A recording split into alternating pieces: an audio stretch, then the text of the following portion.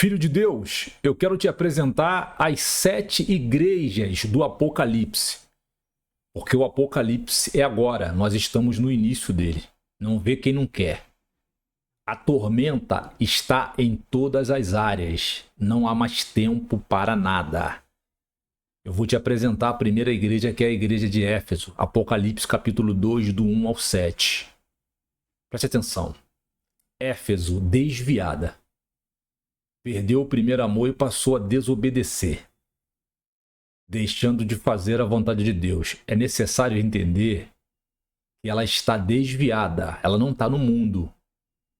Ela está dentro da igreja. Ela está lá, ouvindo a palavra de Deus, ouvindo louvores, vendo o poder de Deus manifesto nos seus filhos. Ela está muitas das vezes dando aula na escola bíblica dominical. Ela está pregando, ela está evangelizando, ela está dirigindo congregações. Mas veja, quem está ali é só o corpo dela. O coração e a mente dela está em outro lugar. Isso é grave. E nós estamos vivendo isto agora, neste exato momento, em centenas de milhares de igrejas. Vigia. Vigia. Apocalipse capítulo 2, do 8 ao 11. É a igreja de Esmirna, perseguida, fiel a Deus, mas enfrentando perseguições e sofrimentos por causa da sua fé. Esta igreja aí, essa igreja de Esmirna, é você? Está sendo perseguido, está sendo difamado, está sendo caluniado, está sendo rejeitado dentro da igreja, por pastores, pela direção da igreja, por membros da igreja, por pessoas que nunca se converteram, mas estão lá dentro. Tu está sendo perseguido também na sua casa, no seu trabalho, no seu negócio. Não olhe para trás. Continue seguindo em frente, porque você está no caminho certo. Eu estou trilhando essa esteira, eu estou trilhando essa estrada já há anos. Há anos eu fui levantado pastor, mas a igreja de Esmirna, ela diz que eu não sou pastor, que eu me ungi pastor, mesmo tendo várias testemunhas. Então, eu sou essa igreja de Esmirna, mas a minha confiança está em Deus, naquele que invadiu o inferno, me tirou de lá, me purificou, me santificou, me regenerou e disse: ide e pregai a minha palavra. Eu não tenho que provar que eu sou pastor e professor.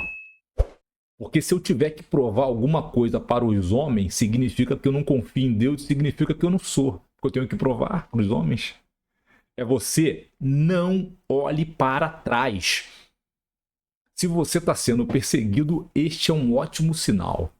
Você está fazendo a coisa certa e está deixando o coração de Deus feliz. Você está colocando um riso na mente, nos olhos, nos lábios e no coração de Deus. Continua a sua caminhada. Não ceda nem 1 milímetro sequer. Amém? Continuemos. Apocalipse capítulo 2, do 12 ao 17. A igreja de Pérgamo, licenciosa, liberal e permissiva, tolerando práticas erradas para agradar as pessoas. Aí. Este comportamento da igreja de Pérgamo é diabólico. É demoníaco. Veja, quem invadiu o inferno para te arrancar das mãos dos satanás, você e toda a sua família? Foi o seu pastor? Foi o evangelista, o presbítero, o diácono? Foi a direção foram os membros? Não, queridão, não foram. Foi o poderoso Espírito Santo de Deus que invadiu o inferno e te arrancou de lá, para você obedecê-lo. e imitá-lo. E não importa o que aconteça. Confia em Deus. É para confiar em Deus. Mas a igreja de Pérgamo, ela tirou os olhos do céu e passou a olhar somente para o homem. Eu costumo dizer que eu não tenho negócios com os homens. Eu não tenho negócios com os homens. Eu tenho negócios com o meu Salvador. Eu tenho negócios com o meu Deus. Eu tenho negócio com o sangue de Jesus. Eu tenho negócios com Ele, porque é Ele que me alimenta. Infelizmente, a igreja de Pérgamo não entendeu isso por meio da palavra. Cuidado com a igreja de Pérgamo. Cuidado que a malignidade que está nela, se você não vigiar, pode passar para você. Nunca esqueça. Nunca esqueça de uma coisa. Obedeça a Deus e depois os homens. O homem que está curvado a Deus, o pastor que está curvado diante de Deus, ele vai ter prazer em você. Mas se o pastor não está curvado diante de Deus, se ele é um fofoqueiro, ele não vai ter prazer em você. Nunca esqueça disto. Seguimos. Apocalipse capítulo 2, do versículo 18 ao versículo 29. A igreja de Tiatira, relaxada, tolera as falsas doutrinas, negligenciando a oração, evangelização e santidade. É outra que não mergulhou. Por ser relaxada, ela despreza o examinar da palavra do Altíssimo. Irmão, em nome de Jesus, aqui está a sua vida. A sua vida está na palavra de Deus. Aqui está a sua vida de bem-aventurança. Aqui está verdadeiramente a sua identidade. É por meio da palavra de Deus que nós passamos a entender de onde nós saímos, o que viemos fazer neste lugar e para onde nós voltaremos.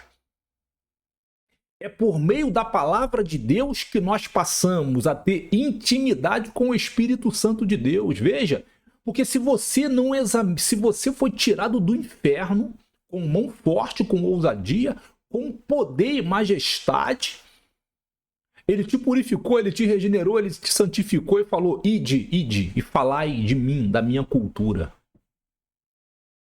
A única forma que nós temos de conhecer a Deus é por meio da palavra. Se você não examina a palavra, queridão, você é um relaxado e vai sangrar por causa disto.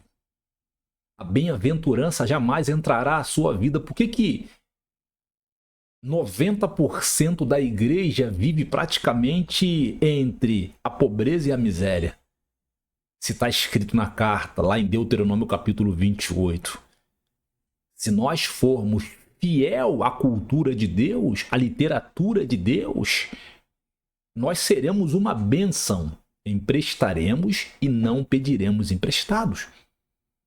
Mas se nós ignoramos a cultura que está diante de nós, em nossas mãos e em nossos corações, o que vai acontecer com a gente automaticamente? Você sabe. Então, a igreja de Tiatira, ela é relaxada. Está mergulhada em falsas doutrinas. E falsas doutrinas são doutrinas diabólicas. Doutrinas demoníacas. Que amarra o indivíduo e o indivíduo se torna uma pessoa religiosa. E o que Jesus falou no tocante ao religioso? O religioso, ele vai para o inferno. Porque dentro dele não está a cultura de Deus, mas a cultura dos homens. Eu verdadeiramente espero que essa igreja não seja você. E se for, por meio desse conteúdo, você pode se arrepender. Você pode voltar atrás porque você está com vida. Você pode recomeçar a tua vida pedindo perdão a Deus. e pedindo força a Deus para que Ele mude a sua história, para que Ele mude a sua ótica de mundo, para que Ele te dê força para quando você for orar, dobrar o joelho em espírito e em verdade, e ali se converta de verdade. Amém?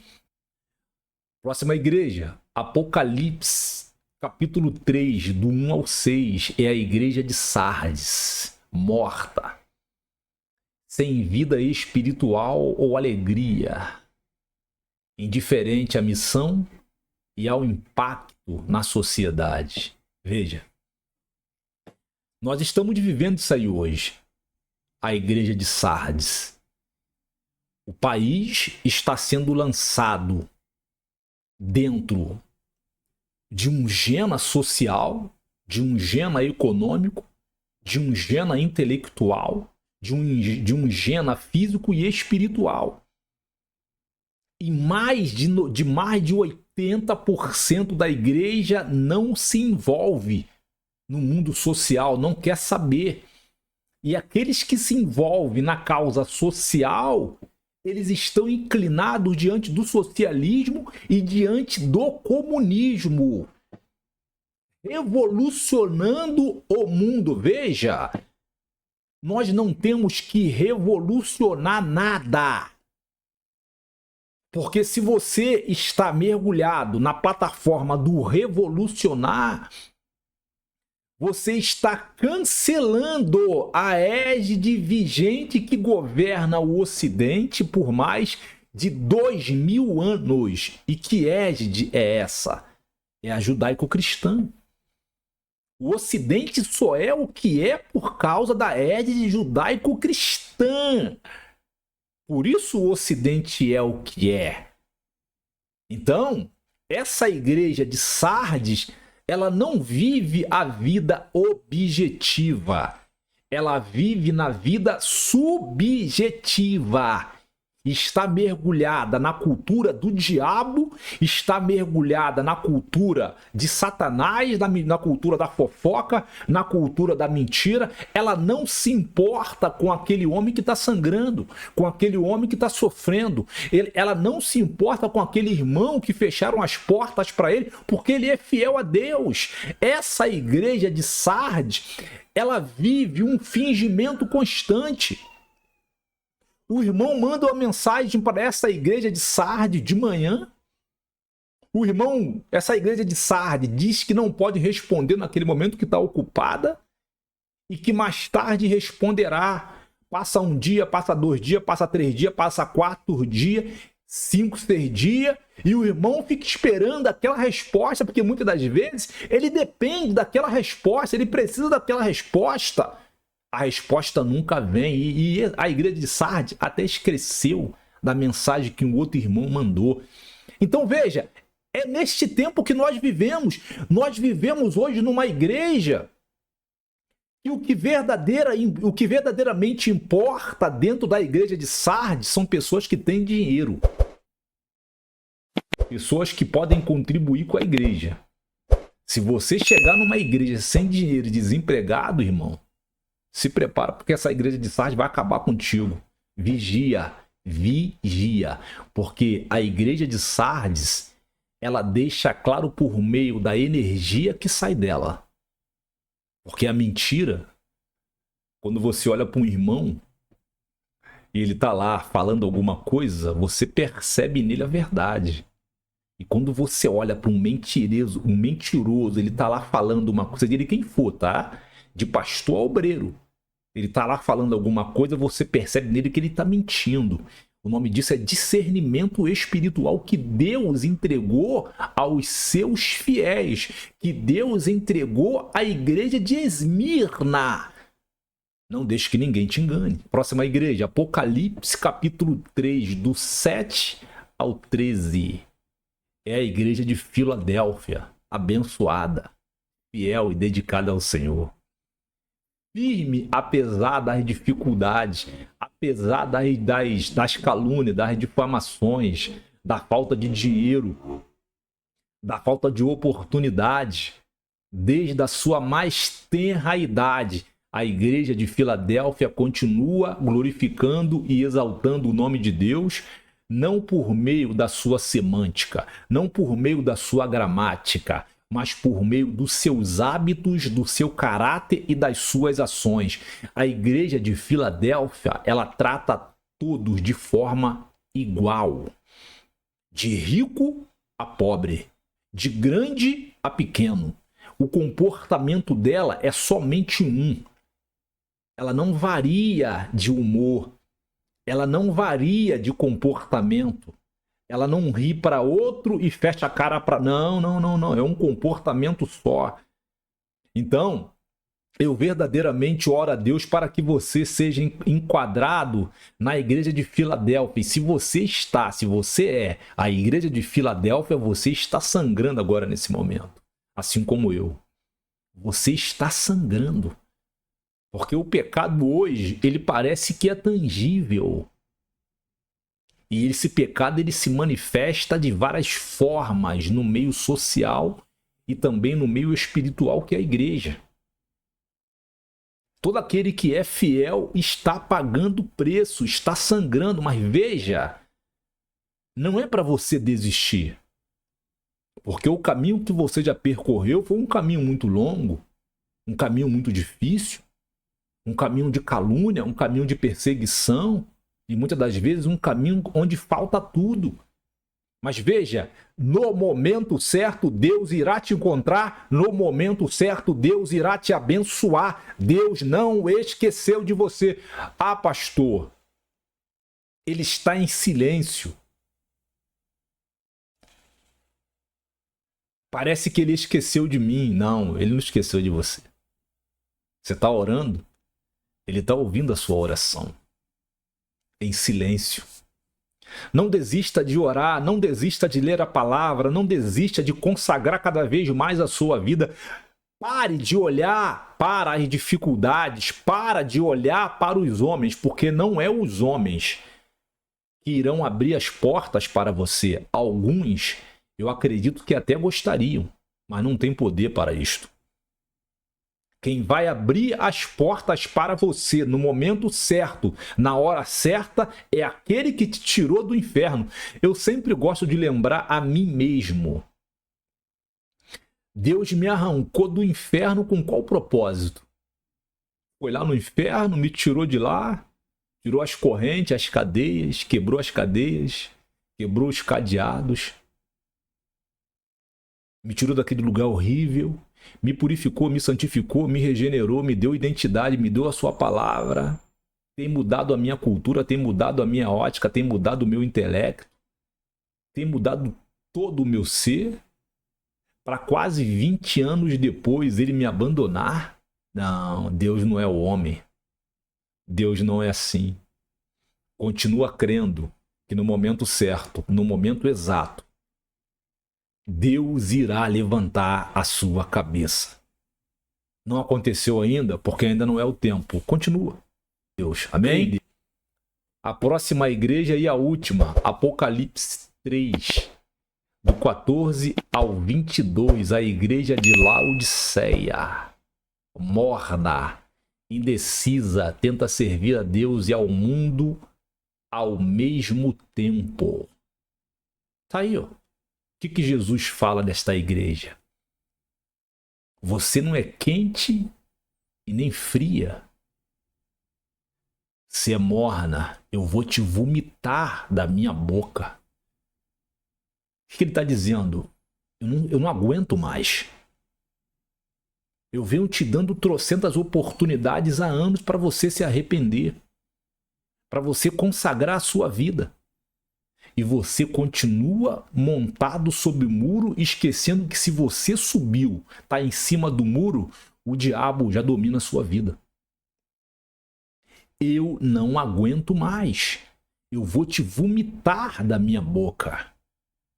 Eu espero que esse conteúdo possa falar grandemente com você e te ajudar. Porque veja, eu não sou juiz. Eu sou um pastor.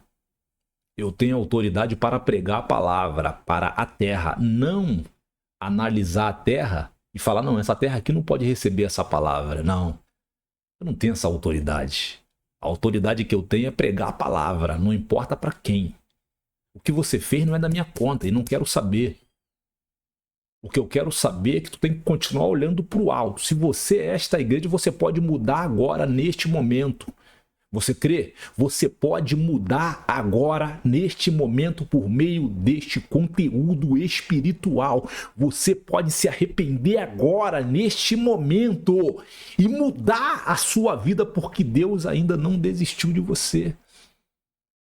Ele está falando, poxa, eu não aguento mais, é melhor você mudar. Você pode mudar agora. Eu verdadeiramente espero que este conteúdo possa falar com você, que este conteúdo possa ser bênção na sua vida, que este conteúdo possa ser um divisor de águas na sua vida e que o Espírito Santo possa verdadeiramente te ajudar na sua caminhada, irmão.